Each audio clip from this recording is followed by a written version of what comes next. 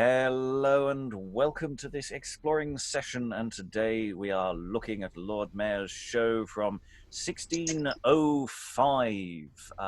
It is the triumphs of Reunited Britannia. Make of that what you will. It is well, I was about to say it's performed on the 29th of October 1605, but to a certain degree it's delayed by rain and gets remounted slightly later on. And it gets printed, and we have this text which comes in forms of a sort of overview material that comes in at the beginning, as well as the text of the performance pageants, as it were. These are a part of the Lord Mayor's show, which involves processions around London, and there is a graphic you can go to which shows starting at the Guildhall, basically heading down to the river, gets on the river, goes via boats off to Westminster, comes back, heads to reconnects at St Paul's, and then walks along Cheapside and where performative things occur. But of course there's performative things happening everywhere. There's music, there are cannons and various explosive devices going off all over the shop. There are wonderful boats and ships covered in most glorious array of stuff, and it is all very exciting day out for the kids. So we're going to be sifting through some of the surviving evidence for this particular extravaganza, devised and written by Anthony Munday, citizen and draper of London. And it'll be interesting to see what we dig out of this. To help explore this text, we have in the room Greg. Introduce yourself, please. Hi, I'm Greg, and I'm for Instructor Mabel. Liza, introduce yourself. Hi, I'm Liza Graham. I'm an actor, singer, and text coach to actors in London. Sascha, introduce yourself. Hello, I'm Sascha, and I'm a professional actress, dancer, general all-round performer, director and writer from Brighton in the UK. And Tracey, introduce yourself. Hi, I'm Tracey. I'm an academic. I'm based here in Bath. I spend a lot of my time in the City of London doing research on this kind of stuff. And I am your host, Robert Crighton. I am a storyteller, writer, performer, director, lighting designer, and I sort of run these things. That's sort of what I do. So without further ado, let us dive a little bit, just dip a little toe into this. So let's just start with the evidence that we get from the very first part of the text, the actual title on the title page, as it were. Liza, would you read that for us, please? The Triumphs of Reunited Britannia, performed at the cost and charges of the Right Worshipful Company of the Merchant Tailors, in honor of Sir Leonard Holiday, Knight, to solemnize his entrance as Lord Mayor of the City of London on Tuesday the 29th of October 1605, devised and written by A. Munday, citizen and draper of London, printed at London by William Jaggard. So, I suppose the important thing to start here is, Tracey, is there anything about the merchant tailors you can tell us about, and Sir Leonard Holiday as well? Who these people who we are solemnizing? The Merchant Tailors are one of the great 12 livery companies of London. There are 6 or 7, depending on who you believe. And their coat of arms includes a lion and a camel, which is why we have a lion and camel in the text, in case you're wondering. Leonard Holiday is obviously a member of that company. He was extremely wealthy. He was one of the major investors in the East India Company, which was founded about 5 years prior to this show, and also the Levant Company and other kind of enterprises trading abroad. So he was quite a substantial figure in the city, really. And as somebody spotted on his Wikipedia entry earlier on, he also had quite a large part to play in the draining of Moorfields, which was basically a marsh just outside the northern wall of the City of London, and turned it into a kind of a playground, a kind of walking garden and so on, which was a good thing to do. So yeah, he was quite a proactive Lord Mayor. And since the last time we have done other sessions on Lord Mayor shows, the last session we did was on 16th century material. We have now crossed the Rubicon. We have gone from Queen Elizabeth, and we are now into the reign of James. It's 1605. It's a very different time, but also a very similar time, perhaps. I mean, it's been a few years since since the last text that we were able to look at. Do we know anything of what might have been going on since the very early 1590s to now? I'm rather putting you on the spot there, Tracey. I apologise. Yes, to an extent. We do know that 1604 was the year that Ben Jonson was commissioned to produce some of the entertainments. If there's no text, sometimes it can be a bit difficult to work out exactly what happened. But of course, in the other cases, you go to the livery company records, and there's often a lot of information there. So, but the first few years of the decade were not great for civic pageantry, really. Cat, yeah, she is. 1603 was the year of James's accession, but that was a really, really, really bad plague year. So nothing happened, really. The late 90s are a bit of a mystery. I discovered that Anthony Munday, our Munday, was involved in the 1597 show for the Skinners, but we don't know much more about it than that, really. This is the first one post the 1592 where we got a book. Mm. So, without further ado, we'll go into the introductory material that comes with this printed presentation of the text. So, Greg, if you'll go down to the first paragraph or so, please. As our present conceit reacheth onto the antiquity of Britain, which, in many minds, have carried as many and variable opinions, I thought it not necessary, being thereto earnestly solicited, to speak somewhat concerning the estate of this our country, even from the very first original until her honourable attaining the name of Britannia, and then lastly, how she became to be called England. Sascha, if you'll continue. Most writers do agree that after the deluge, Noah was the sole monarch of all the world, and that he divided the dominion of the whole earth to his 3 sons.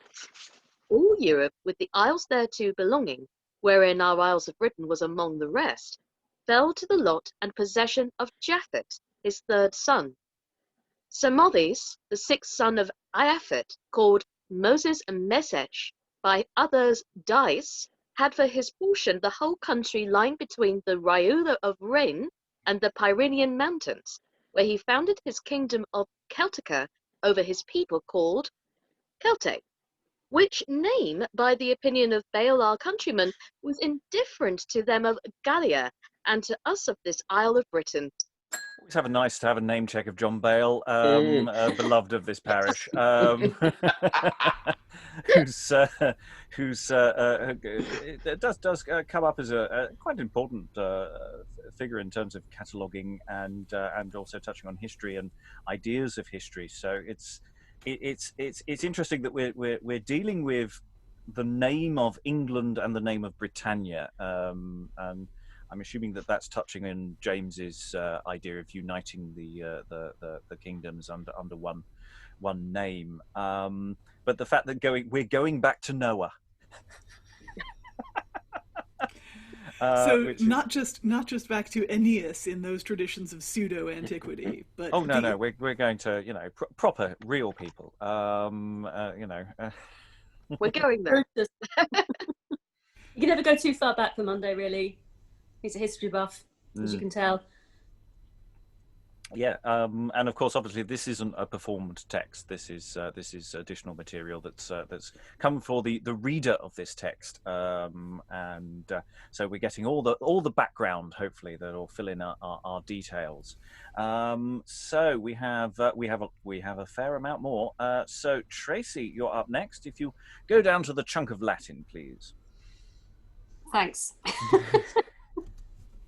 This Samothrace being the first king over these people, of him came nearly those kings following, Magus, Saron, Druris, and Bardus, all ruling severally over the Celts and Britons, who were then not so called, but Samothraeans, after the name of Samothrace, of Bardus, who according to Barosius was very famous for inventing music and ditties, came an order of philosophical poets or heralds called bardi, after his own name, whose excellent qualities were of such power that they could enforce armies of enemies ready to fight fierce battle, stand in a gaze and forbear their cruel intent until these bards left singing and went out of the battle. Do you want me to do the Latin as well? Yeah, go on. You know you want to. Don't. Vosquoque quis fortes animas veloque peremptas, laudius in longum vates diminutis eum, clarima securi sedustis carmina bardi. Many of these bards lived among the Britons before the birth of Christ as Plenidus and Auronius. Since then, Thalestine, the two Merlins, Melkin and Laskirion, and others. Among the Welshmen now of the late days, David Dye, Iogoth, David Williams, and divers others remaining yet amongst them, and called in their own language Bathais. Thus continued the name of Samothrace the space of 310 years, till Neptune put his son Albion the giant in possession of this land, who subduing the Samothracians called this island Albion, after his own name. Liza. Concerning the coming hither of Danaus' 50 daughters, and that one of them should be called Albina, so the land to be named by her. First, not any one of them was so named, neither do I think the story so authentical, but to hold Albion's name for the truest. The country thus peopled with giants, and continuing after the name of Albion for 600 years, Brute, being directed by a vision in his sleep to find out a country situated in the west with the remains of his Trojan followers, arrived and landed at the haven now called Totnes, the year of the world 2850, after the destruction of Troy, before the building of Rome 368, and 1116 before Christ's nativity. He, searching the land over from side to side, found it to be very fertile and inhabited by uncivil, monstrous, huge men of stature, termed giants, whom he, with his bold and resolved companions, slew and destroyed. One of them, named Gomagot, or Gogmagog, exceeding the rest in strength and courage, Brute caused Coroneus, one of his confederates, to wrestle with the said Gomagot at a place beside Dover, where the giant happened to break a rib in the side of Coroneus, which so sharply incensed him that, redoubling his power to win the victory, he threw him headlong down from off one of the rocks, which place was called Gogmagog's Leap. The giant being thus dispatched, in reward of his honourable piece of service, Brute gave unto Coroneus a part of his land, which according to his name was, and is yet unto this day, called Cornwall. Briefly pause there. It's interesting. I like the way that Munday has this sort of this. The way Liza was reading it, I think worked very well with just going, you may have heard that story about them. That's nonsense. I'm not, though, which is in a sense a good thing because it's a really horrible story. And obviously the land being named for a woman is less realistic than the land being named for a giant. Let's be real here, people. Yeah. There's something deeply so chauvinistic about it. It's interesting. He just can't help being controversial either. I love reading his stuff out because he's forever intervening, and sort of putting himself into it and kind of being a bit difficult about stuff and getting himself. Sometimes when you get to the 1614, you're going to have some fun with the preface to that one because he digs himself an enormous hole and just keeps digging. He's very like that. He's very, very kind of chippy, I think is probably the word. One of those guys. One of those. It's interesting because I don't recall the wrestling match taking place at Dover. I thought it was supposed to be in Cornwall, because of Cornwallis and the whole Cornwall name thing. But interesting, bringing it slightly closer to London in that logic, perhaps, or just more famous cliffs. I don't know. He might have got a bit confused with the King Lear story, maybe. Well, Well, it's still a little early for Lear. I don't know how far his narrative actually goes in terms of the early ones. I know he gets to Locrinus, and so maybe it's just the initial Troyans. Right, Sascha, I think you're up next. Shall we continue with Brute, Brutus? Yes, I wasn't sure whether the final E should be vocalized or not. I think I don't know either. Well, I guess as you feel it. Yeah, entirely up to you, Sascha. Whatever you feel. Okay, thank you.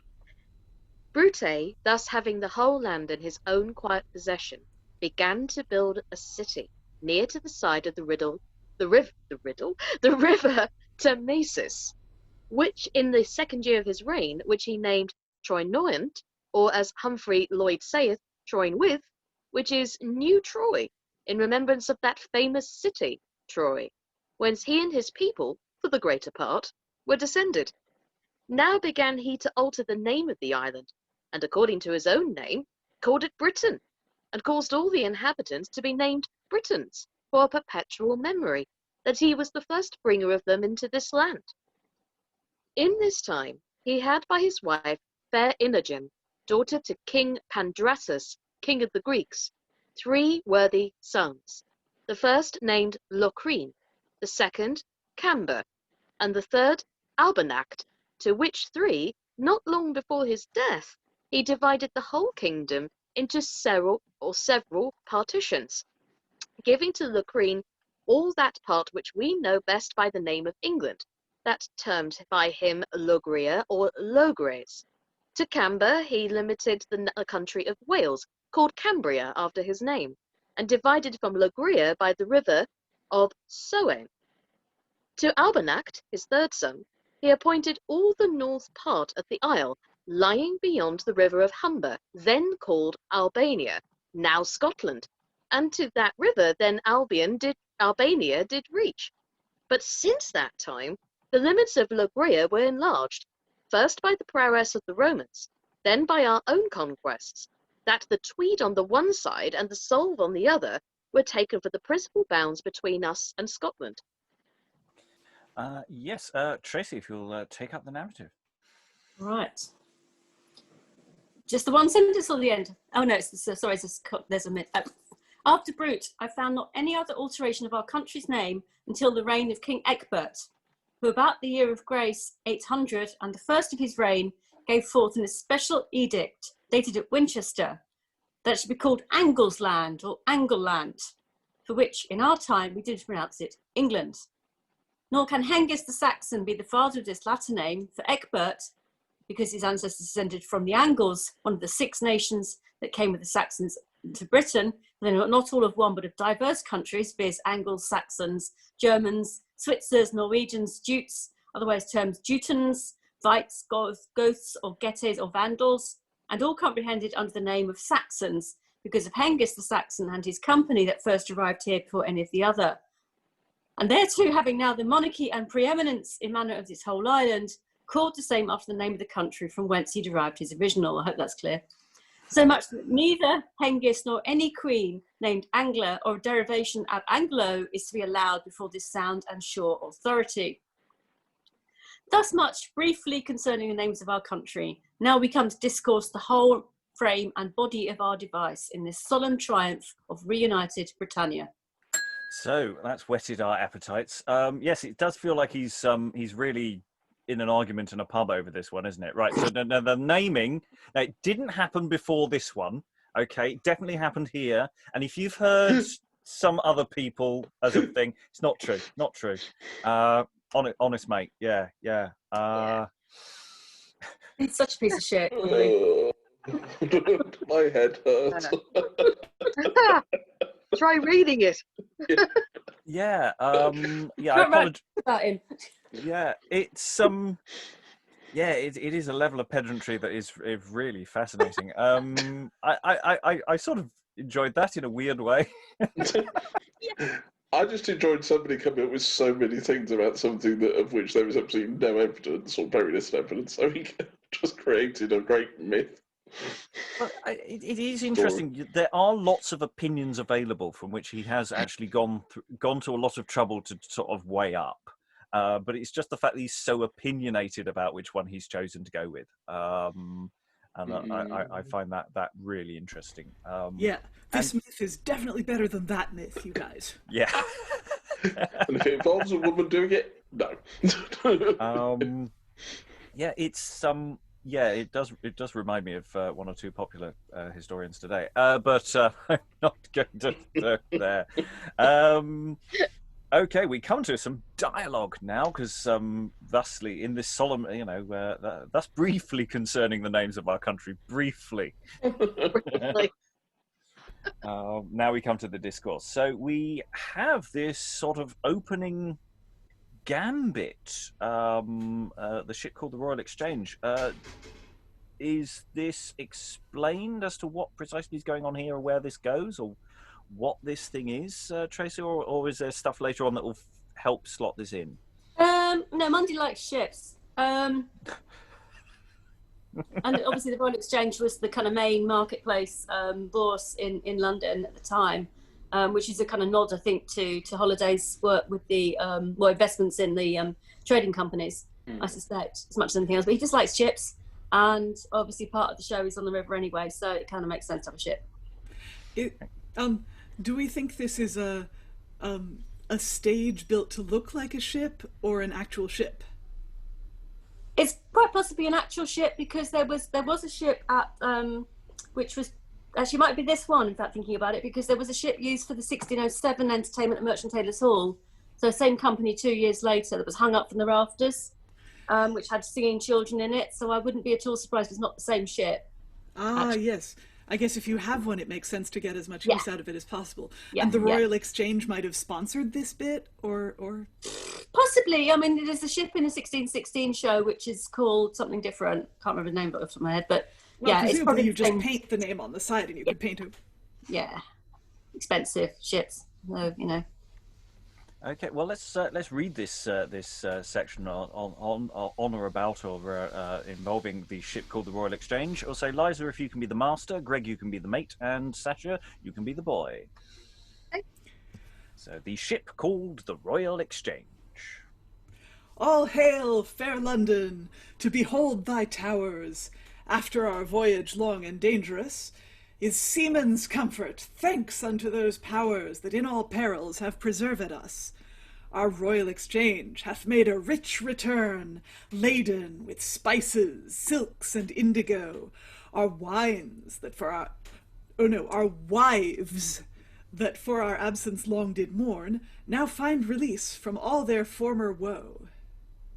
Master, good news. Our owner, as I hear, is this day sworn in London's mayoralty. Maester, 'tis true. For see what troops appear of citizens to bear him company.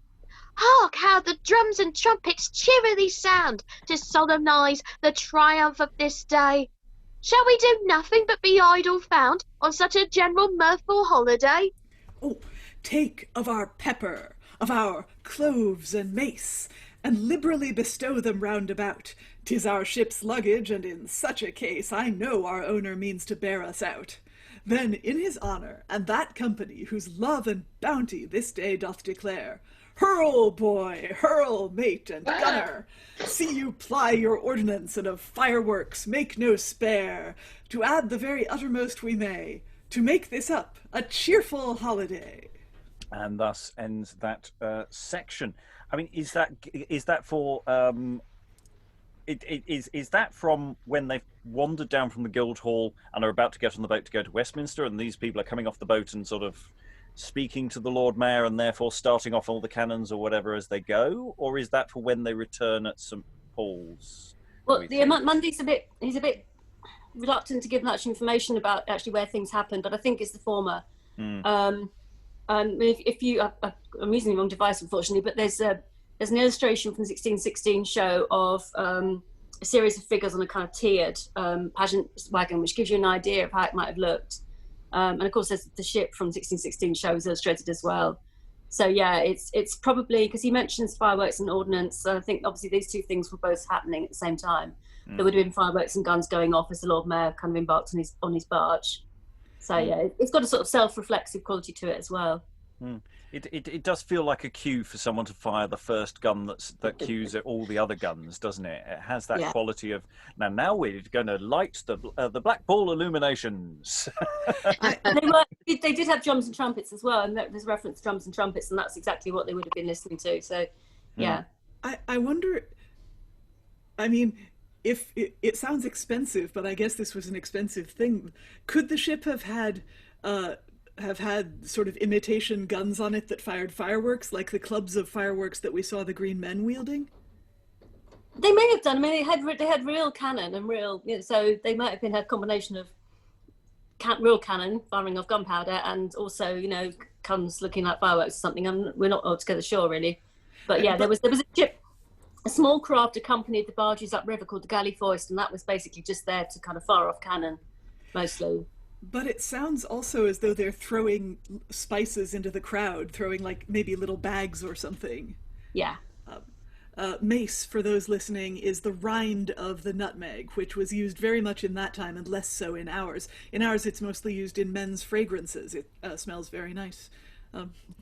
But I'm perplexed as to how, if the ship where this pageant was happening were on the river, how would the sound have then carried?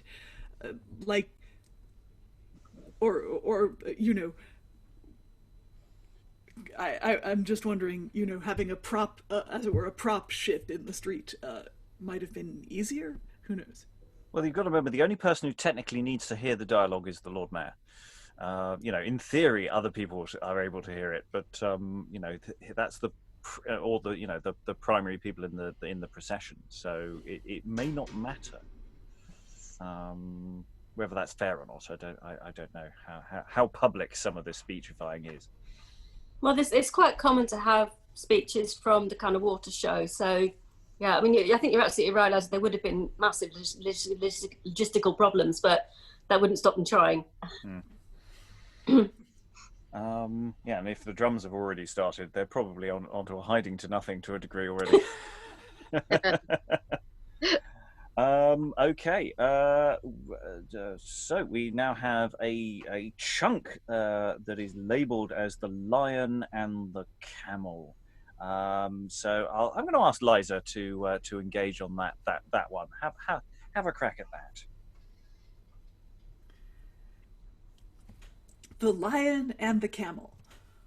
On the Lion and Camel, we do figuratively personate Neptune and his queen Amphitrite, who first seated their son Albion in this land.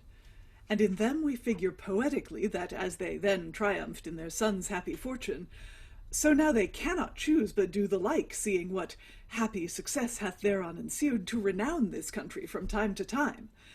And as times have altered former harsh incivilities, bringing the state to more perfect shape of majesty, so, as occasion serves, do they likewise lay their borrowed forms aside, and speak according to the nature of the present business in hand, without any imputation of grossness or error, considering the laws of poesy grants such allowance and liberty. Corineus and Gogmagot, or Go-Mago, appearing in the shape and proportion of huge giants, for the more grace and beauty of the show, we place as guides to Britannia's mount, and being fettered unto it in chains of gold, they seem as it were to draw the whole frame, showing much envy and contention who shall exceed most in duty and service. So we get here, that's basically a description of some stuff of which we don't seem to have any dialogue. I don't know. I don't know if I missed any dialogue later. It does suggest that there is some sort of dialogue, but it seems, is this sort of, again, once they've returned from Westminster and they're coming off the boats, these feel like guides. And though there might be dialogue, perhaps it's not. It's really weird that without any imputation or grossness or error, that feels like a dig. Remember last year? They were really rude. So presumably they've got rolling wagons with sculptures of a lion and a camel, and possibly actors riding on them, or possibly models of people, of Neptune, king of the seas, and Queen Amphitrite, a sea nymph. I think you seem to recall we did. Did we have Neptune last session? I in think one we of the early did, ones? referencing Britannia's rule of the seas. Yeah. We also have giants, and wasn't there one of the actors was hired to play one of the giants? Tracey. I seem to recall there was a note on that somewhere. Yeah, probably. Was it one of the? Oh no, it was one of the Rowleys, wasn't it? Yes, Thomas. Yeah. So there are the giants are performable. And it does seem to say they're acting as guides, so they're sort of additional whifflers. Follow us, Lord Mayor, as we will lead you to the main show. Come up the street. I don't know if I'm elaborating too much on this. Which is strange. In the intro that we just read, I thought Go-Mago or Gog-Magog is a giant, but I thought Corineus was a person. I thought Corineus was one of the sons of Brute. And here they're both appearing in the shape and proportion of huge giants competing with each other as to who shall serve best or something. Well, in the old days, everyone was heroes were bigger. I think that was the story, that there were two giants fighting in Cornwall. One of them threw the other one over the cliff. I mean, it's very mangled. The printed book, actually, Mandy has got quite a few typically sort of glosses and notes in the margin, just to sort of point you towards the scholarly resources that will back him up. And that doesn't come through on the version we've got here, but he does that a lot. He says, you need to look at Geoffrey of Monmouth here, or, Bale or whoever. Because of course I'm always right about things. But I don't know if you can see that's the arms of the company, and there's the camels either side and a lion in the middle. So that's where they come from. It's sort of tantalizing, this, the suggestion that there is some dialogue that went with this, but it's obviously, it was lovely. It was, there was no grossness or error, but we're not giving you it here. Maybe someone else wrote that bit. Yeah. Yeah. Maybe they improvised. Or might have just extemporized, possibly. Well, I suppose if it unusual, but if they were acting as guides rather than specific speeching points, then maybe that was more the thing of travel on, my lord, and head up there, or etc. So yeah, maybe it did work that way. Yeah. More street theatre options here, plus one or two statues, painted statues, and you've got most city centres. So I sort of had visions of those people with the lights that in dark shows in the dark, guiding you to the next room. Well, I say you've got the whifflers as well, who will be clearing a route with slightly more offensive weaponry than just glow sticks. Any other thoughts before we go into the description of the pageant itself? This opening descriptive chunkette. No, okay. Let's go into the pageant itself. Greg, if you could read the first chunket down to beautifying his lands and other cities beside. I think that's a reasonable chunket. Wait a minute, I'm trying to find it now. That's all right. I'll no, pause it's all right. Where the beautifying bit is, it's all right. All right, I'll find it when I get there. On Mount Triangular, as the island of Britain itself is described to be, we seat in the supreme place, under the shape of a fair and beautiful nymph, Britannia herself accosted with Brutes divided kingdoms.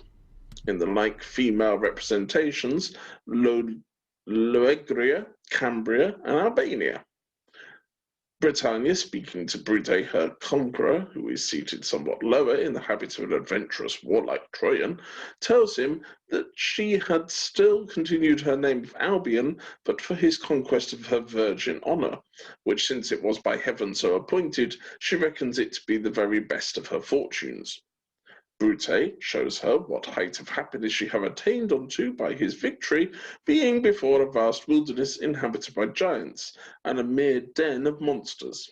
Gormagot and his barbarous brood being quite subdued, his civil followers first taught her modest manners, and the means how to reign as an imperial lady, building his Troia Nova by the river Thamesis, and beautifying his land with the other cities beside. Sascha, if you'll take up the cudgels, I'll pause you when we reach a point. But then the three virgin kingdoms seemed to reprove him for his overmuch fond love to his sons, and dividing her, who was one sole monarch, into three several estates, the hurt and inconvenience whereon ensuing, each of them modestly delivered unto him.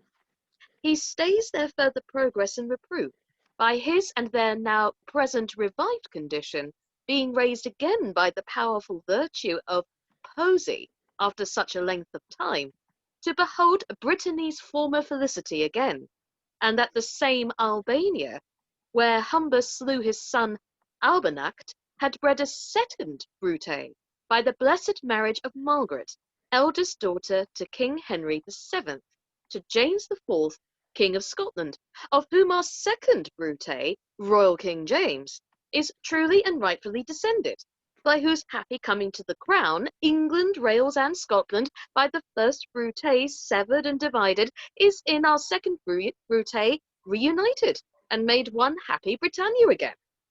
Peace. Let's just pause there. Happy Britannia again. Everybody's happy. There's so many interesting things about this image, isn't it? You know, the way, you know, a triangular mount, a bit like the island, and then the various people presented in different heights and things. Wow. Ooh. That's from 1616 show, and that's exactly the kind of thing we're talking about here. Cool. With the child actors, sorry, I'm using the wrong device here to do this properly, but you see the child actors are kind of scattered around it, and the highest point is the highest status person, which in this instance is Richard II. So, yeah. And it would have been, you can see just about make out the wheels possibly at the bottom there. Yeah. So, yeah, they'll give you a very good idea of what we're looking at here in terms of the staging of it.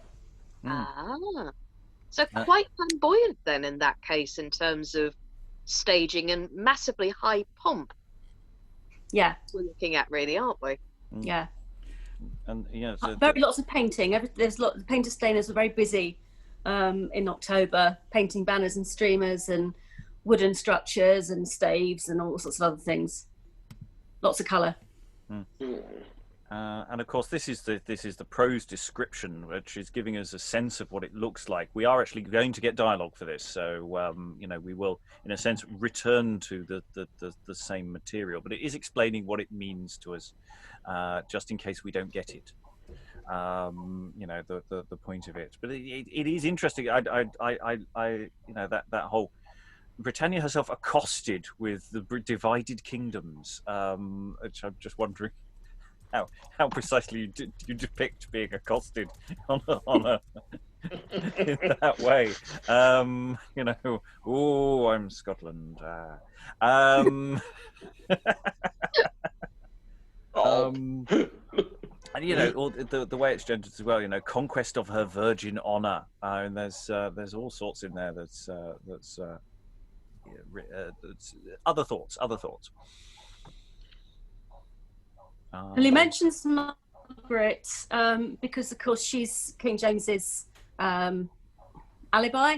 She's the person from whom he claims rightful accession to the crown of England, because she was the sister of Henry VIII, daughter of Henry VII, and James is descended from her. So what Munday is saying here implicitly is he's a Tudor as well, by mentioning Margaret, who was a Tudor. So yeah, it's the way he deals with the whole accession thing and the dynasty is very interesting and much more complicated than people tend to assume it is. But yeah, that's why she's being mentioned.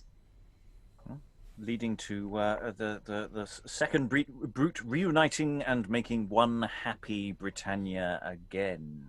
Oh yeah. So Tracey, if you'll pick up from there, peace and quietness, and we'll pause at solemn rejoicing, I think. peace and quietness bringing that to pass, which war nor any other means could attain unto. For joy of which sacred union and combination, Locrine, Camber, and Albonact, figured there and also in their antique estates, deliver up their crowns and sceptres, applauding the day of this long-wished conjunction. And Troyanova, now London, in sight spare to me Cis, and the rivers that bounded the severed kingdoms, personated in fair and beautiful nymphs, to sing paeans and joys of triumph, songs of triumph, in honour of our second Brute, Royal King James, Tennessee, as Queen of all Britain's rivers, begins the triumphal course of solemn rejoicing. Next her 7 that took her name of Sabrina, begotten by Locrine and fair Elstrid, and both mother and daughter were drowned in that river by Gwendolyn's command, the wife to Locrine, doth the like. Lastly, Humber, whose name was derived from Humber, king of the Scythians, who being pursued by Locrine and Camber in revenge of their brother's death, was enforced to leap into that river and there drowned himself, of whom I find these verses written: Dum fugit obstat et flumen submergitur elicit, demiquo suo trubit nomine nomen aquae. What further may be required to express Britain's triumph more perfectly to the life, and with all the other personages, her servants and attendants, is more at large set down in the several speeches which I have hitherto annexed as most meet and convenient. Yes, apologies for that. I stumbled quite a lot there. But yes, it's marching out all the material that. If you go to a London theatre, you will know Locrine, or you may have encountered it. You may have read it in print, I think, by this time. And there was a play on Brutus, title which escapes me for the moment. So these are all figures that in popular culture do exist as well. So it would be reasonable to expect that a percentage of the population will be able to unpack what they're viewing. Not necessarily everyone, but a reasonable number, without having to have read that, because of course they didn't read that necessarily. Though it depends on whether this printed document was available to the crowds at the time. Endless debate and discussion for the end of time. It feels like sometimes. But I do think with this one, as we know for sure, with one of Decker's later ones, is there is some vestiges of the kind of the pitch here, the kind of the present tense, and then we'll do this, and then we'll do that, and here this happens. So when Munday and his team of creative professionals were presenting this to the merchant tailors as one of many options that they could take, I think there's a flavour of that is still there. If you employ us, we will do this, this, and this, and this will happen, and that'll happen. It'll be amazing. Yeah, well, we find that in other theatre documents as well, where elements of the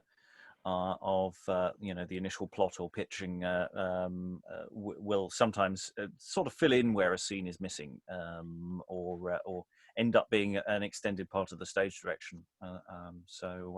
Yeah, that's a good call. Yeah, it might be a survival of that original pitch. I like that. That bit you've just brought up, Rob. What further may be required is more at large sit down several pitches which I've here to annexed. I don't know. I mean, it's partly kind of texty, but it's also partly sort of if you want to know more about how this is going to actually work or what it's going to look like, just go a bit further down. There's a bit of text that it's given you. I don't know. It just seems likely to me. Okay, well, we've read the preamble. We've read what the program notes tells us about the show. Let's go into the show itself. We'll go in order.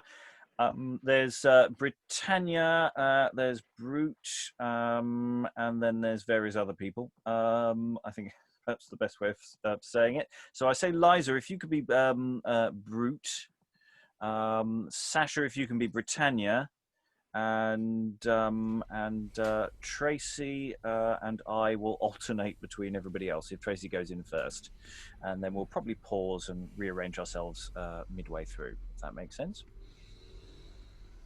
So, Britannia. So, speeches delivered by the several children according to their degrees of seating in the pageant. Britannia speaks first.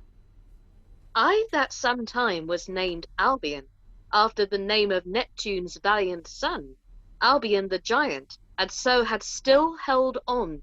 But that my conquest first by the began, have in fame's chronicle such honour won, that thy first setting from Albion, Albania, crowned me thy Virginia Queen Britannia.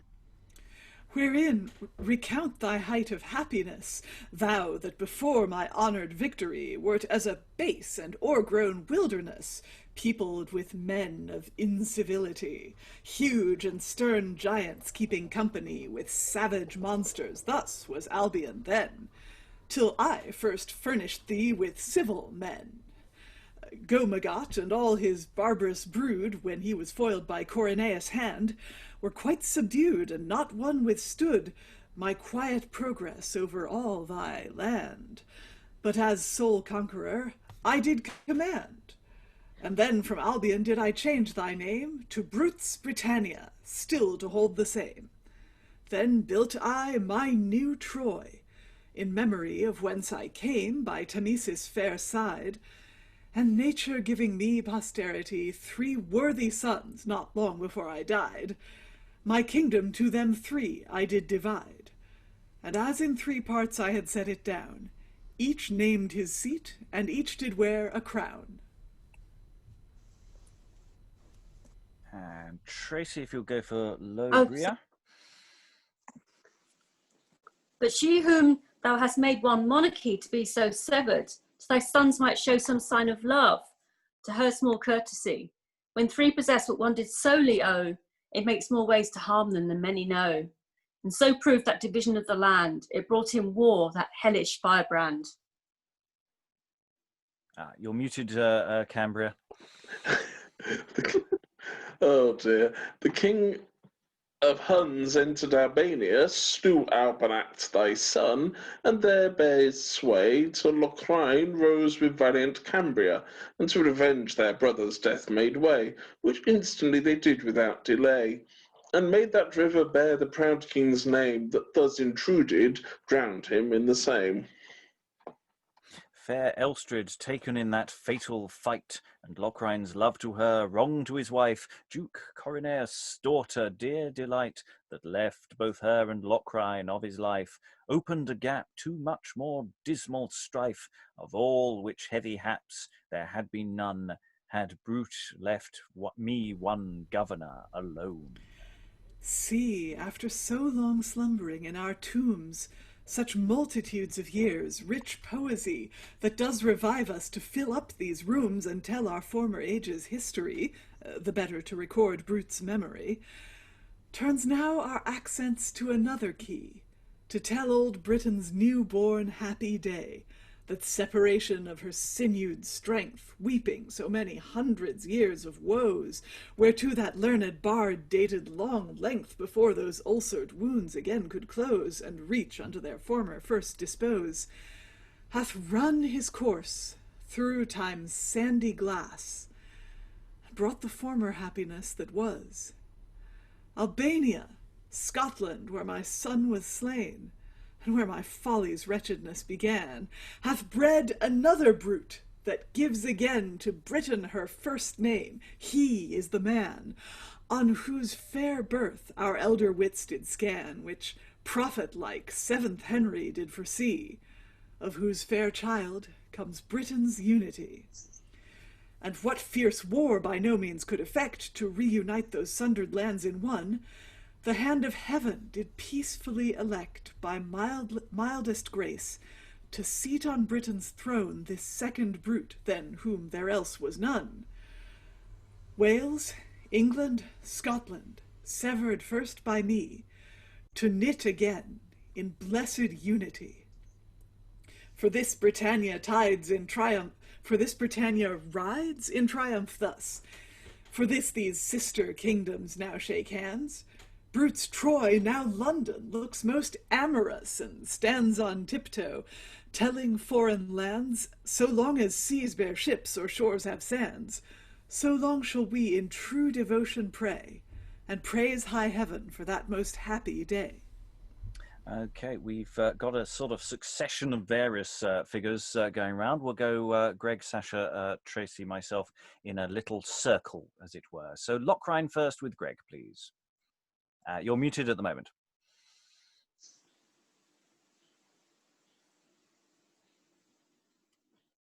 England, that first was called Loegria, after my name when I commanded here, gives back her due unto Britannia, and doth her true-born son in right prefer, before divided rule irregular. Wishing my brethren in like sort resign, a sacred union once more to combine. I yielded long ago, and did in heart allow Brittany's first created name. My true-born Brutes have ever took her part, and to their last hour will maintain the same. And Tracey is Almanac, It please. is no marvel, though you gladly yield, when the all-ruling power does so command. I bring that monarch now into the field, with peace and plenty in his sacred hand, to make Britannia one united land. When I say I brought him, after times will say, it was Britannia's happy holiday. Then you fair swans in Thamesis that swim, and you choice nymphs that do delight to play on Humber and fair Severn, welcome him in Kazans, jigs, and many a roundelay that from the north brought you this blessed day. And in one tuneful harmony let's sing, welcome King James, welcome bright Britain's king. And Greg again. I that am queen of all Brittany's streams, the ocean's darling and endeared delight, that wanton daily with the sun's gilt beams, and o'er my bosom suffer day and night. Fair floats of ships to sail in goodly sight. Unto my second Brute shall homely sing, welcome King James, welcome Great Britain's king. Fair Elstrids and Sabrinet's fatal graves, whereby the name of Savern fell to me, when Locrine's Gwendolen in anger gave my wound to be their dismal tragedy, whereof my nymphs as yet talk mournfully, unto my second Brute do likewise sing. Welcome King James, welcome Great Britain's king. Proud Scythian's Humber that slew Albanact, whose brethren forestings with shameful flight. When I my watery arms his life I racked, I took his name and kept it as my right, for which my nymphs still dancing in delight, with thee these paeans and sweet canzons sing, welcome King James, our second brute and king. And thus ends that particular portion. So yes, as described, working from the top down, it's we have this line of kings and rivers, and a flow of things. How did you find Brute, Liza? How was the Brute for you? Well, he seemed pretty reasonable, and that long exposition speech, for the length of an amount of exposition it was actually, I think, pretty gracefully written. Yeah, I mean,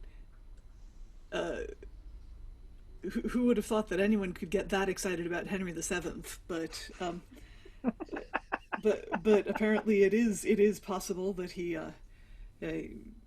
prophet-like foresaw that his daughter would beget that would, I'm assuming down a generation or two, beget James the sixth and first. Mm.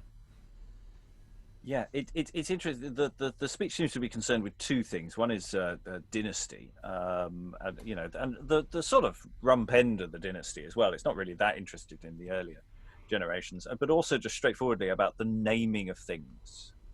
It is that thing of I mean, how early? It's quite early into his reign. Is this whole thing about Britain? Is that that early off the bat? This idea of not just calling it England, calling it Britain. We're all together. That was that early, was it? He kept trying through the whole reign. For the next 22 years, he kept trying, and obviously it didn't happen till the 18th century. But yeah, I imagine towards the end he probably started losing heart. But at this point, very early in his reign, he was really gung-ho about it, yeah. So, this is a grand, processional exposition of this thought, where it's not just England, it's all of us, we're all in it together. Although it's worth noticing that of the three British nations, Scotland is the third in priority. She's because they're done strictly in order of precedence. And you've got England, Wales, which already kind of capitulated, and then Scotland. So there's a very kind of mixed message from this text. Actually, it's really, if you look at Munday's pronouns in particular, he keeps saying we when he's talking about England. So I think he's not really kind of fully internalized this whole notion they've got a Scottish king now. And perhaps that's a bit tactless, saying we invited you down or something. But yeah, the fact that Scotland is third, I think, is kind of. Do you think Scotland is that far down the list because officially they wanted to emphasize that this wasn't a Scottish takeover? That's interesting. Yeah, that's possible. He doesn't really do that, does he? I mean, although there's a reference earlier on to previous examples of England being conquered, which I thought is also a bit tactless. So yeah, it's a tricky thing to do, actually, to kind of get that right within the first couple of years, and people are still adjusting after 45 years of Elizabeth. So I mean, the other thing I thought when you listening to you speaking those speeches, this is, I'm sure this is Munday saying, a year, 2 years after the event, I should have got the gig for the royal entry. Look how good I am at celebrating James. Bloody Decker and Johnson got it. Yeah. Welcome, King James. I'm sort of going. It's not. It's well. It's 2 years too late, Anthony. What happened? Other thoughts from the room about any of your individual speeches? Any of things that sort of leap out at you? I was interested with the Troy Nova, New Troy. The emphasis on music, dancing, etc. The sort of joyous elements there, and then followed by rivers, for the better or worse. Any other thoughts? Okay, right. Well, we then come to the sort of second trunkette, which comes with no helpful descriptive prefiguring or to really quite explain what's going on, and an awful lot of characters who don't exactly have the most easily pronounced names, which is why I'm quite glad that we're not going to read them. I have put in brackets a rough idea of the kind of thing they represent. So we got rumour, humility, love, eros and love is relatively straightforward, liberty, temperance, purity, steadfastness. So we've got all these various allegorical things, and all we've got is the chariot with Femi riding before it, and then we have lots and lots of people largely talking about kings and dynasties and things, and as I say, I suggest we'll go around in order: Liza, Greg, Sascha, Tracey, myself, and we'll just go through each of the part by part and just see what comes out of it. As I say, there was the one bit in italics I will briefly leap in on, because I'm assuming that's not supposed to be performed. I think that looks like a footnote, but we'll burn that bridge when we get to it. But anyway, so Liza, if you could start us, Femi, please. Ruma. Let's see what you come up with. Fame that attends on Britain's monarchy, thus reunited to one state again, ushers this chariot of true dignity, wherein 7 kings that did in England reign, these royal virtues in their shields contain, expressing what great grace each majesty gave to the merchant tailors' company, when they were first a guild, and bear the style of tailors, and of armourers beside, of the linen armoury. For no little while were they so known, and daily did provide these coats of arms that quailed our men's pride, or our foemen, those coats of arms that quailed our foemen's pride, when England's bent bow and the grey goose wing our many victories abroad did sing. From this employment for the state's defence, their ancient title first unto them came, and then their following care and diligence squared them the way to order well and frame all means to keep their guild in honest fame. Now gracious virtues, unto you I leave what further fortune's time did then bequeath. Edward the Third, whose noble name I bear, hearing the love and royal amity that good report gave of them everywhere, preserving peace and kind society in his company, he gave this charter to confirm their guild, and they enjoyed it as his highness willed. To build this body on a stronger frame, Richard II gave authority. A master and 4 keepers they should name, and full elect to sway their mystery, granting them power to have a livery, and hold a feast of St. John Baptist Day, yearly forever as they do and may. To fortify a work so well begun, Henry IV did liberally create, beside the former favours to them done, their guild a brotherhood incorporate, and thought it no disgrace to his high state to wear the clothing of the company, a most majestic royal courtesy. Henry V, my warlike lord, maintained his father's love to this society.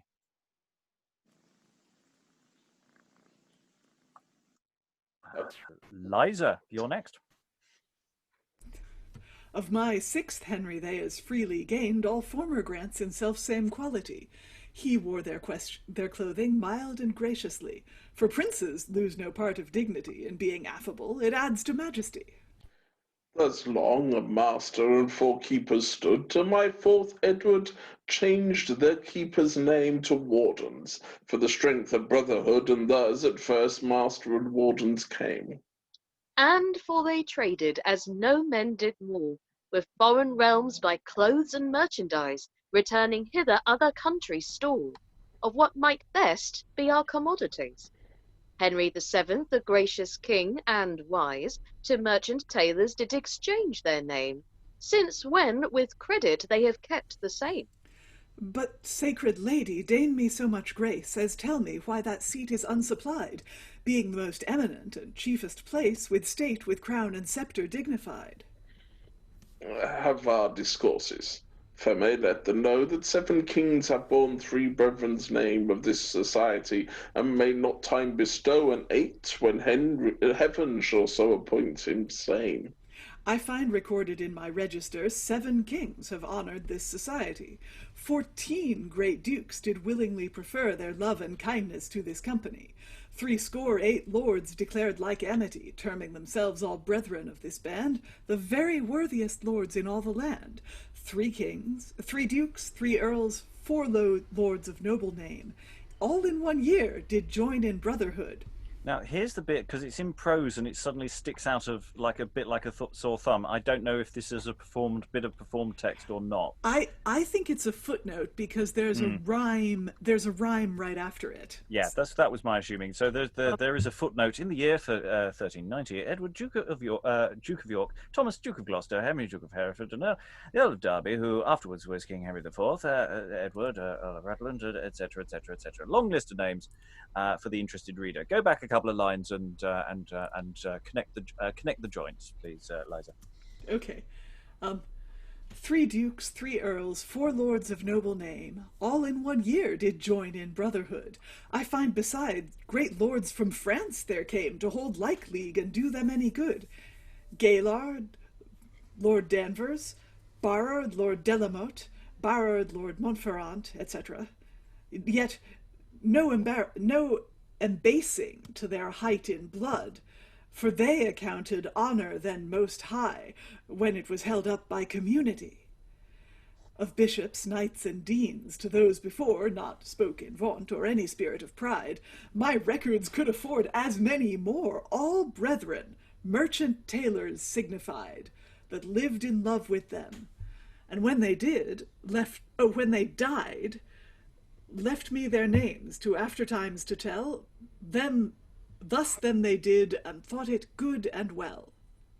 And I think it's important here, we'll just briefly pause before we do the last bit of text, because that sort of brings us possibly full circle. So yeah, it's very keen on the connection of the Merchant Tailors Company and royalty. It seems to be making a lot of emphasis on that point. Aren't we great? Aren't we associated with all these great people? These people have been very satisfied with our services. This pageant brought to you by the Merchant Tailors Guild. I think it's the other way around. I think that the kings and dukes and other people who have been honoured by given membership of the company should actually be very proud. Yeah, but this is probably what's happening. This again is from the 1616 show, and if you can see it, this is William Walworth in his bower, and there are a load of shields on these kind of the wooden structures around him. And it's fairly clear from the speeches that they make in that part of 1616 show that he's pointing to what they call the scutcheons, the shields, the coats of arms. So I think that's probably something very similar happening here, actually. There's a kind of visual reference to these famous, members of the monarchy and the aristocracy. It's clearly a big thing for the Merchant Tailors because in 1624, as you may know, John Webster did the show for the Merchant Tailors, the only one he ever did. And he, if anything, goes on even more about the famous people who've been members of the company because it's his company. So it's and ironically, of course, 2 years later, James was actually admitted to the Clothworkers Company, not the Merchant Tailors, who got his son Henry instead. So yeah, that's kind of quite a nice little bit of hindsight, really. If 2 years later, if he'd known. Yeah, didn't we have I think on the 1612 when we did that many months ago? Wasn't there a thing to do with scrolls and again that there's a list of connections that are demonstrated as well as spoken about. So I'm just trying to piece together where these pieces might be going in terms of how the pageant is functioning and the we've got essentially two quite big things. Rather than we had several, many more pieces perhaps going on. These seem to be two very substantial things. But if you think back to the Peel shows we looked at last time, where you just had the single pageant, and in this instance you've got the pageant and the chariot, so we're halfway between the old 16th century way of doing it and the later Jacobean way of doing it, which is to have like 6 or 7 different devices. So you can see it's getting more kind of complicated and sophisticated as you go through. That's what's happening. I totted them up, actually. There's 8 speaking characters on each of these 2 devices. And I was wondering if they were the same actors or whether there were 2, I think probably the latter, actually, 2 discrete pageant wagons with all these characters on them. It would have been a bit difficult to do a costume change in the middle of London, I suspect, November, October. So, yeah, I think there's probably 2 lots of 8 children. Excellent. So the reason I paused is where we were, because we've sort of we're kind of going back to almost the beginning with this, because when we were talking earlier about the lion and the camel personating Neptune, and and we said we didn't have any text for it. Well, this seems to be the text for it coming up now. So maybe this text should live earlier, or the camel, or the earlier text should live here. I'm not sure which, and the ordering of that. So if we think back to the personating of Neptune and the queen of this goddess of the sea. So Greg, if you'd like to be Neptune, and Sascha, if you'd like to be a goddess.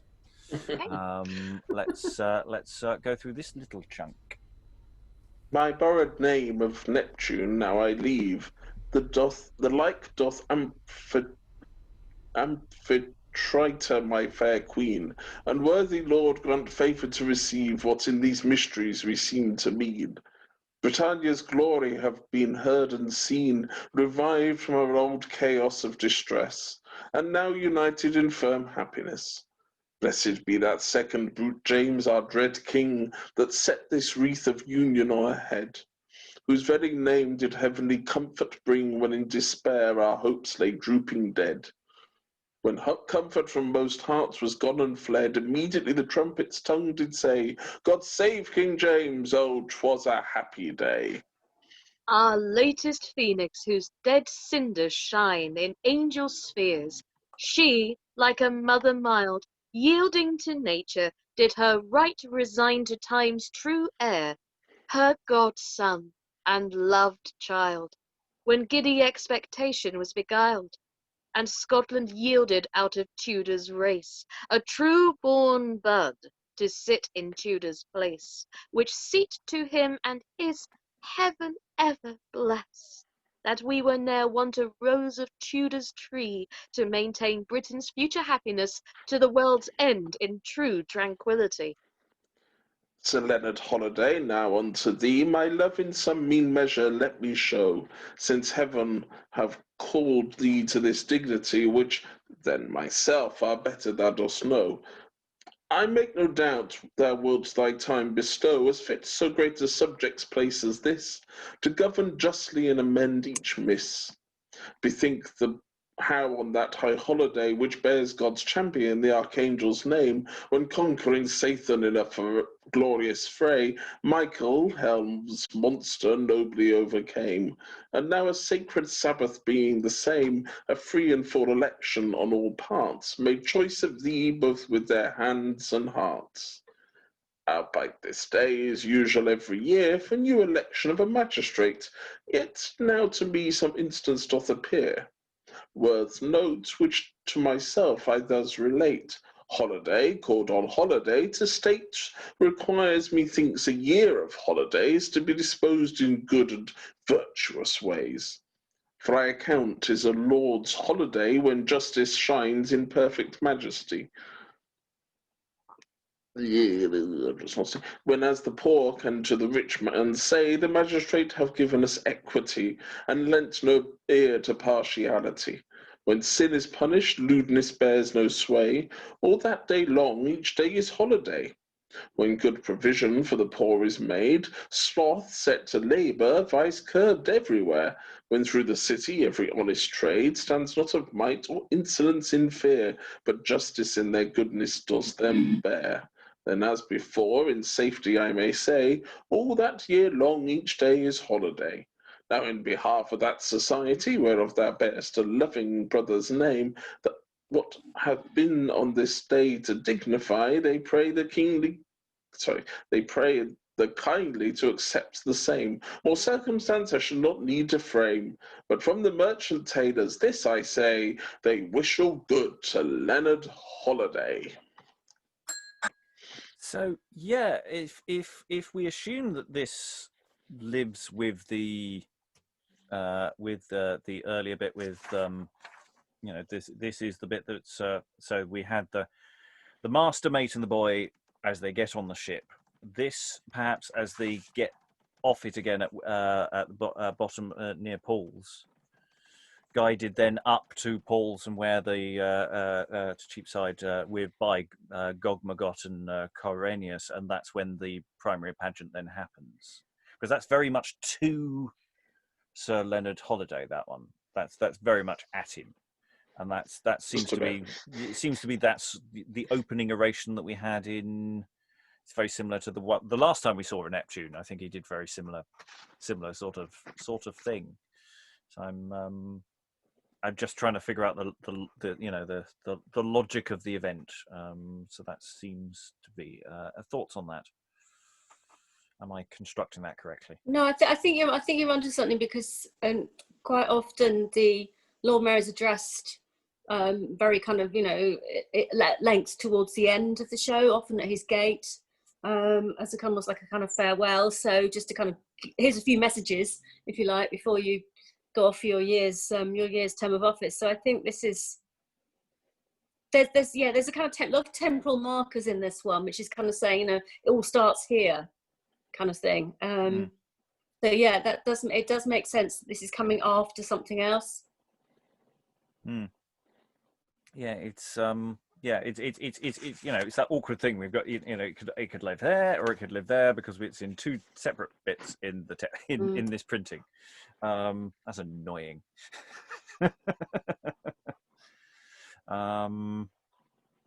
Other thoughts in the room about that one?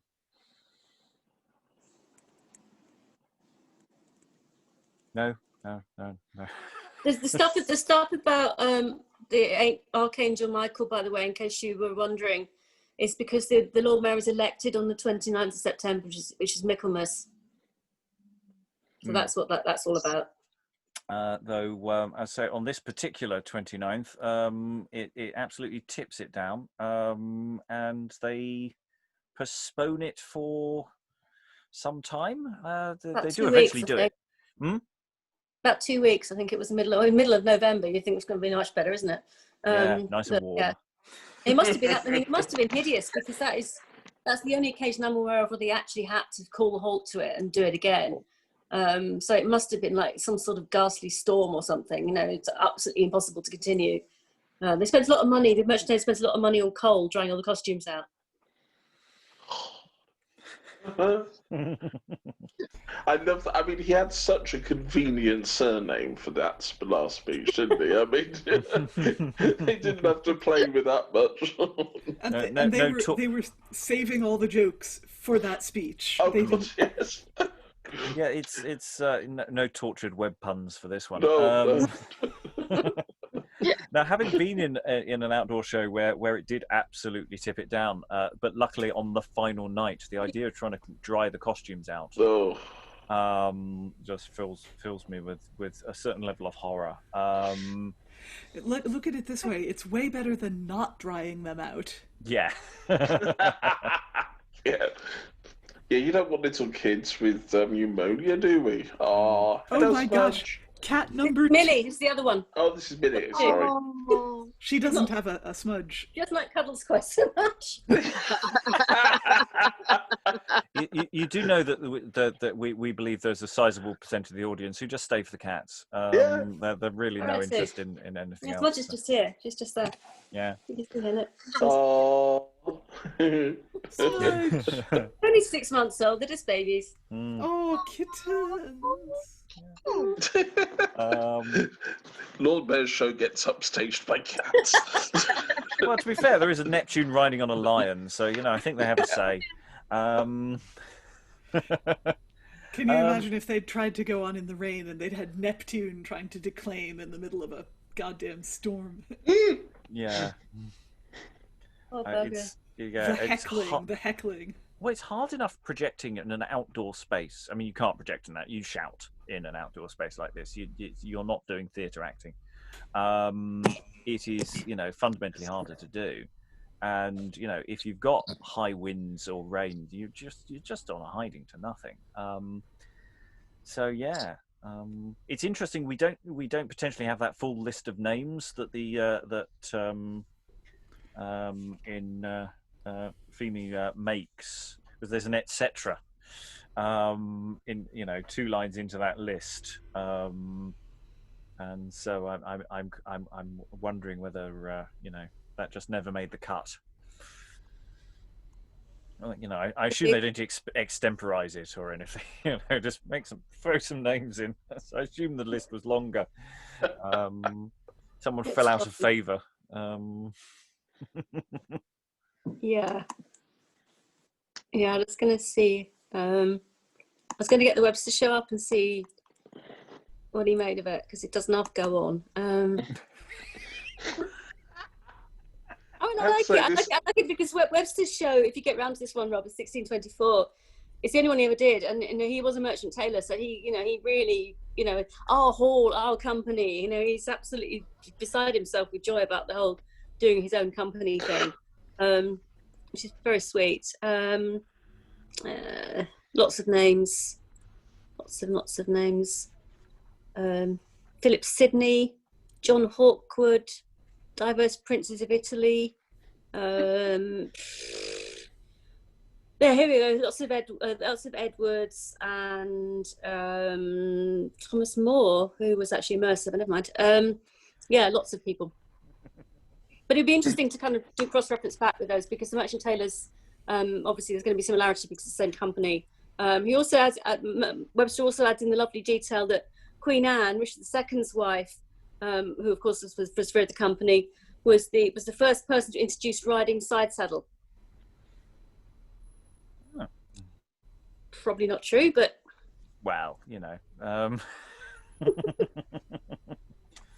Well, I'm sure we could ask Munday if it was true. I'm sure he'd have an opinion. We've got 2 duchesses, 5 countesses, 2 baronesses, 17 princes and dukes, 1 archbishop, 130 earls, 1 viscount, 24 bishops, 66 barons, 7 abbots, and then Prince Henry 2 years after this one, and then a duke, lots of earls, and more people, and some people from the Low Countries as well. So yeah. Wow. A very well-connected company, the Merchant Tailors. That's good politics, giving the freedom to, esteemed people. Yes, and going back to the first speech by Femi, where they talk about the guild, saying they bore the style of tailors and of armorers beside, of the linen armory. They're probably talking about arming jacks there, aren't they? And coats of plate. The company were formed out, as they often were formed out of other companies, kind of put together. So yeah, the linen drapers were one kind of of the smaller companies that became the Merchant Tailors eventually. And other people, history, here we go. They were formed out of the Fraternity of St. John the Baptist of Tailors and Linen Armourers. Yeah, the linen armorers, which, and the speech goes on to say, were they so known, and daily did provide those coats of arms that quailed our foemen's pride, when England's bent bow and the grey goose wing our many victories abroad did sing. So the longbow archers were not as heavily armed as people who got in the melee fight. They would often everyone needs a linen jack to wear under their armor. You can't just wear armor over nothing. You need a padded jack under it. And you pretty much need a new one every season because you can't clean them and they get completely gross, and they get ragged from all the plates of armor over them. So this is something that there's a high demand for, and in an archer's armory, I guess the jack is a little bit more visible since they don't wear so much mail and so much plate over it. There's also what's called a coat of plates, which is a linen coat with plates of metal stitched between the top and bottom layers of linen, which was a sort of budget armor that if you didn't have access to a proper armor, your country blacksmith could make, or you could make it out of discarded plates of someone else's worn out armor. So that's like a really an interesting bit of crossover between our drama that we do and the military history of the time, which anyway, I thought that was neat. That's the fact that linen armor has kind of died out just shows how some military traditions were changing, and how there were no need for these kinds of items in the way they had been when they had their own distinct guild. Back in the 14th century. I mean, basically, people stopped wearing plate armor when guns became commonplace because there was just no point. It wasn't worth trading the difficulty of movement and the extra weight if a bullet was going to kill you anyway. But gun. Yes. Who wants to be killed? Angry, hot, and annoyed. But guns were not quite. They didn't become as efficient and commonplace as that for a good long while. I mean, the longbow string makers, you'll be pleased to hear, were still going in the 17th century, just about. I mean, it's interesting. We've got these elements to this. We've got that sort of pre bit with the master and the boy, etc., and the mate. Come onto our ships. We've got that sort of formal address with the with the Neptune, etc. But I just like the Quirinius and Gogmagog, who it looks like they didn't have dialogue, that they were just doing the street, they were just there to be seen and just want and had some freedom of movement, and that's an interesting element. And I'm wondering whether that turns up in other, is silent and is something that is, or similar things existed in other,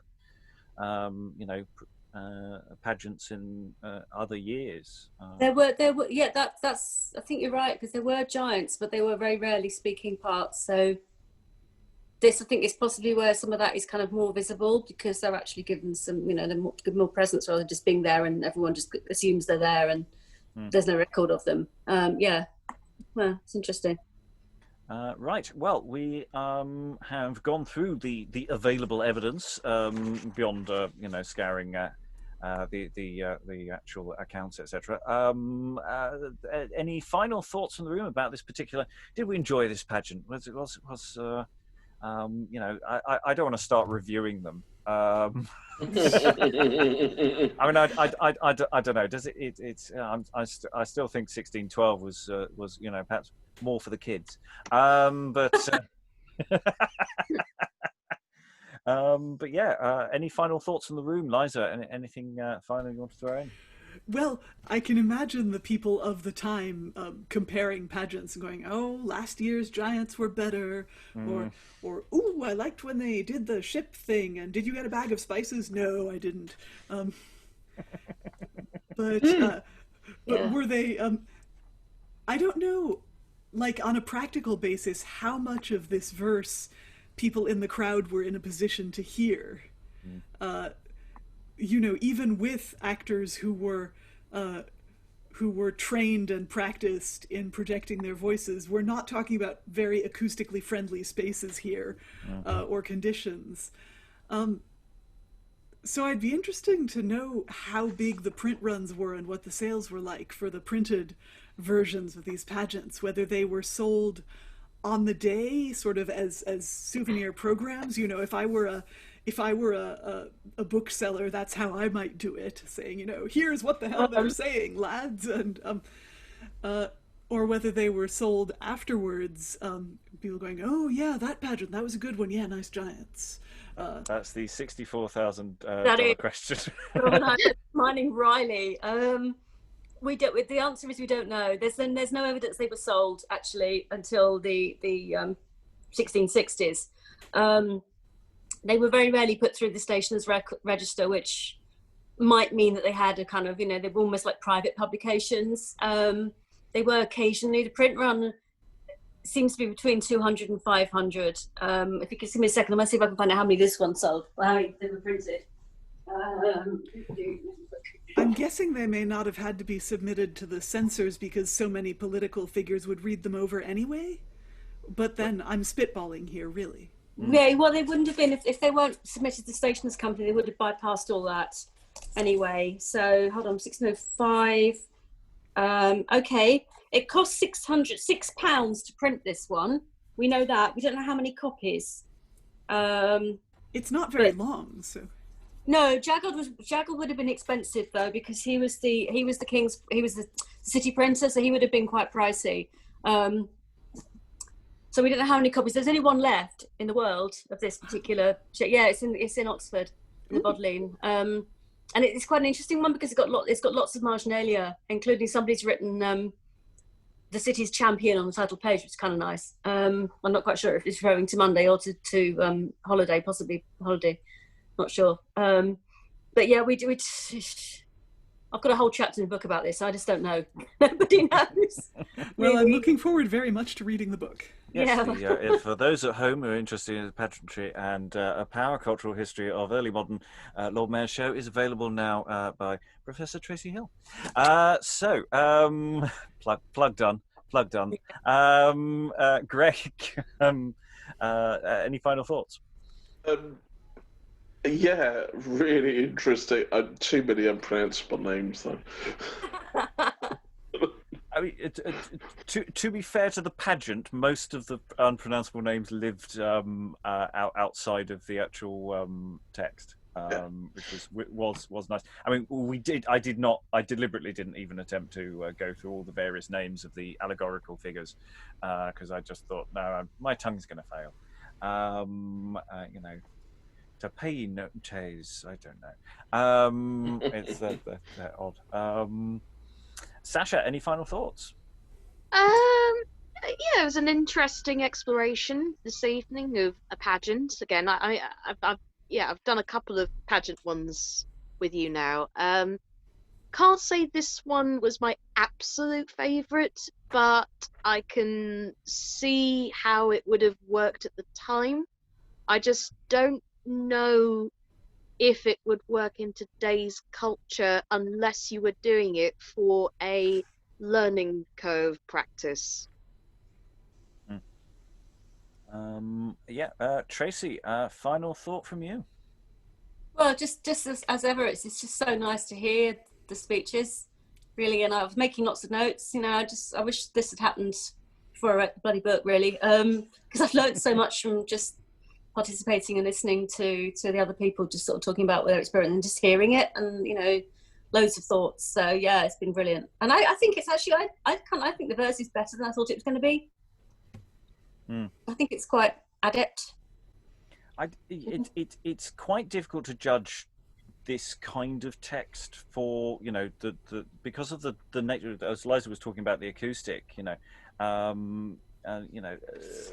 the difficulty of making communicative text which you have to bellow, and so I think, and certainly of all the pageants we've done so far, are dancing a bit of a dance between comprehensibility and also trying to do something a bit more with it, and they do seem to ebb and flow a bit. Some are more punchy than others, but there are bits in there that are really came out nice. I mean, it is, in a sense, the prose was, in a sense, the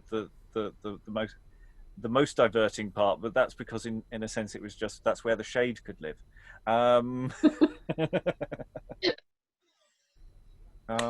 You know, at some point we will dedicate a podcast episode to this, and we've got a nice narrative to go around this one as well, because we've got the weather, which creates a whole. You know, we've got effectively 2 days of business to play around with in podcast terms, and just going on Sascha's point, you know, that question of how does one, you know, dare I say, package material like this, and that's the thing, is talking about the intersection between this and history, and you know, actually trying to think about this as a recreation of an event and a very specific point in time, rather than something that you know, whereas with plays we're always going, how would we present it to a modern audience, you know, as a modern thing. That's not really the exercise with these. You know, these are snapshots of you know, in this case, 1605, October and November. So yes, all that remains then, unless there's anyone else bursting to say anything, is to say thank you to everyone. Before we go into housekeeping, all that remains for us to say is goodbye. Bye. Bye.